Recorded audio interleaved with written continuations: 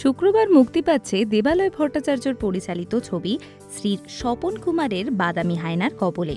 এই ছবিকে একাধিকবার নিজের স্বপ্নের ছবি হিসেবে উল্লেখ করেছেন পরিচালক। তবে নতুন খবর, নতুন ছবির মুক্তির আগেই পরিচালক তার পরবর্তী ওয়েব সিরিজের কাস্টিং নিয়ে ব্যস্ত হয়ে পড়েছেন। গত বছর দেবালয়ের পরিচালিত ইন্দুবালার ভাতের হোটেল ওয়েব সিরিজটি দর্শক মহলে প্রশংসিত হয়েছে।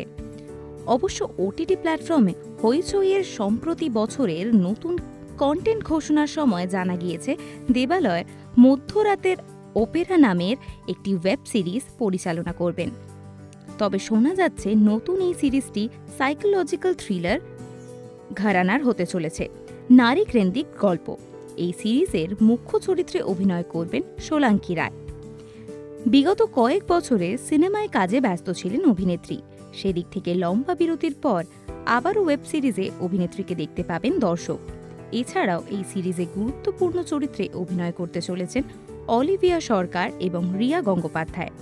আপাতত সিরিজের বাকি কাস্টিং এখনও চূড়ান্ত হওয়া বাকি।